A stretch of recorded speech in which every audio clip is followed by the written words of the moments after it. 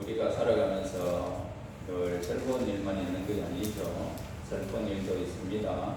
괴로운 일도 있습니다. 자, 햇빛만 늘 비춰지면 이 세상에는 모두가 사막화되어 버려요. 모래밖에 없어요. 그러나 비가 와야 되고 천둥도 쳐야 되고 수많은 일들이 일어나야 되겠죠. 그래야 좋은, 우리가 살기 좋은 그런 땅이 되는 겁니다. 세계적으로 유명한 소설이 재와 벌, 여러분 잘 알죠? 그리고 카르마초프의 형제들, 이런 소설의 저자는 1821년 11월 11일 모스크바에서 태어난 도스토예프스키라고 하는 그런 작가였습니다. 모친은 폐결핵으로 사망을 하게 됩니다. 그리고 의사였던 아버지는 도스토예프스키가 이제 16살 때 살해를 당하게 됩니다. 그래서 그 젊은 시절에 간질병을 앓으면서 그는 글을 썼지만 그러나 글이 대중에게 도움을 받지를 못했었습니다. 1849년에 페트라세프스키의 사건에 연루되게 됩니다. 그래서 그는 체포되어졌고 이제 사형 선고가 내려지게 됩니다. 그래서 6명이 그날 사형 선고가 이루어져서 이제 3명씩 짝을 이루어 가지고 1명, 2명, 3명을 이제 눈을 가리고 뒤로 손을 묶고 그리고 이제 나무에다가 달아놔놓고 총살을 시키는 그런 시간이었습니다. 그래서 그는 이제 두 번째 줄, 6명이지만 세 번째 줄, 첫 번째 먼저 가고 그 다음에 두 번째 줄이 있었는데 그때 이제 5분의 시간을 주었습니다. 자, 이제 5분의 시간을 줄 터이니 너희들 어떤 소원이든지 5분만 활용해라. 그래서 이분은 친구들과 사귀었던 그런 시간들을 느끼면서 친구에게 나는 이제 가니까 잘 살아라. 그리고 세상을 지금까지 이제 살아왔던 것을 되돌아보면서 이제 이 세상에 내가 왜 어떻게 살았을까라고 하는 이것을 지금 공상하고 그 다음에 한 1분은 세상을 세상을 지금까지 지금 못 보았던 것을 이제 보려고 그래서 세상을 보는 시간을 가진다고 했는데 눈물이 하염없이 흘러내렸습니다. 눈물이 흘러내리는 그 순간 저 뒤에서 이제 황제의 의명을 받고 말을 타고 흰 손수건을 흔들면서 한 병사가 말을 타고 막 달려오면서 중지하라는 명령이 떨어졌습니다. 사형 중지 하면서 달려와서 6명의 사람은 모두가 황제의 명으로 살아남을 받게 됩니다. 고사 일생으로 살아남은 그는 이제 시베리아에 이제 유형을 당하게 됩니다. 그래서 간이역에 그가 이제 손이 묶인 채 이렇게 서가 있었는데 한 여인이 쫓아와서 책을 한 권을 주고 갑니다. 바로 신약 성경책이었어요.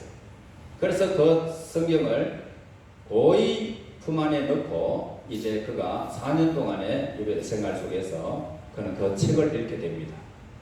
그런데 그 책에서 예수 그리스도의 나심은 이러하니라 그러면서 예수님을 거기에서 만나버렸어요.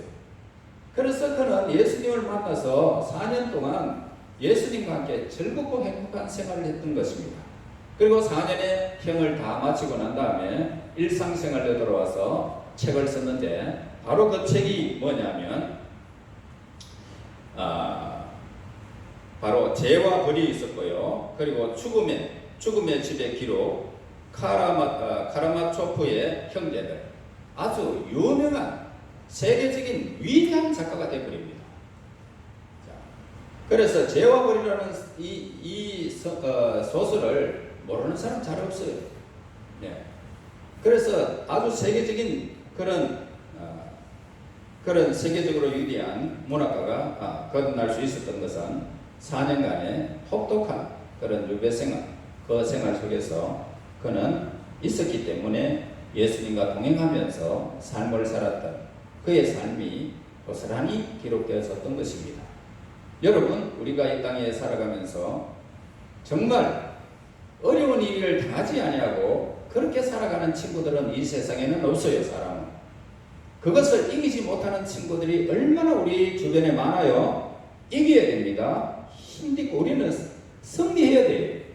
하나님은 우리의 길을 그냥 좋은 길, 평탄한 길로 쫙 우리를 이끄시는 것이 아니라 우리가 이 땅에서 내 인생이 연약함을 아시고 하나님은 늘 오르막 내려 좋은 일이 있으면 나쁜 일도 있고 나쁜 일이 있으면 좋은 일도 있고 그러면서 우리를 하나님의 사람으로 점점 장성하게 만드는 거예요. 천국의 주인공이 될 수 있도록 하나님이 우리를 인도하시는 과정이에요. 그래서 공부를 할 때도 어렵죠. 어려운 문제가 나오면 골치가 아프죠.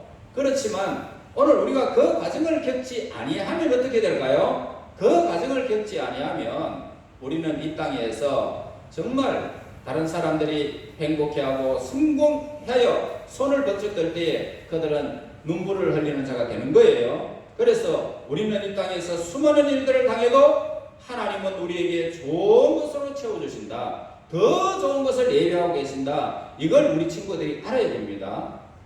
지금 현재 우리의 고난은 장차 올 영광과 좋게 비교할 수가 없습니다.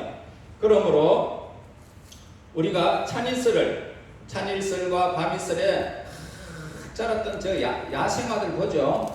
야생화 보면은 아주 눈꽃만한 그런 꽃도 있고 그리고 큰 꽃도 있고 여러 가지 각가지의 꽃들이 있어요. 그런데 그 향기가 굉장해요. 향기가 좋고 아름다워요. 왜 그럴까요? 그 모든 어려움을 환경을 이겼기 때문에 그렇게 좋은 열매를 맺고 꽃을 피우는 겁니다. 우리의 삶에서 이 땅에 고난과 역경이 있습니다. 그러나 하나님의 큰 뜻이 있다. 자, 따라합시다. 나의 삶에는 하나님의 큰 복이 있다. 하나님의 손길 속에서 내일은 우리에게 큰 복이 준비되어졌기 때문에 우리 하나님의 백성들 이 땅에 살아가면서 절대로 낭망하지 말고 실망하지 말고 예수님을 믿고 행복하게 내가 무슨 일을 이뤄도 있어도 눈물이 있어도 나는 이제는 기쁨이 있을 것이다. 기쁨이 있어도 내가 이 땅에서 영원히 기쁨은 없을 것이지만 내 삶에는 또 모든 것을 준비할 시간이구나 라고 생각하면서 예수님 안에서 영원한 복을 우리는 이 땅에서 영원한 복을 받아 누려야 되겠죠. 하나님 앞에서 이제 이 땅에서 생명력이 넘치는 하나님의 복이 우리 모든 친구들에게 있기를 예수님의 이름으로 축복합니다. 기도합니다. 하나님 감사합니다. 찬양합니다. 우리가 이 땅에 살아가면서 수많은 역경과 고난이 있을지라도 그것이 하나님께서 가장 좋은 길로 인도하시는 것을 믿고 날마다 하나님을 향하여 생동력 있고 생명력 있는 넘치는 에너지 넘치는 삶을 살아갈 수 있는 우리 친구들이 될지언정 그 고통 속에 머무는 자들이 되지 아니하도록 하나님 함께하여 주시옵소서. 이 땅의 삶을 살아가는 날 동안 하나님의 복이 우리 모든 친구들에게 생명이 넘치는 복이 임할 수 있기를 간절히 소원하고 예수님 이름으로 기도하였습니다. 아멘.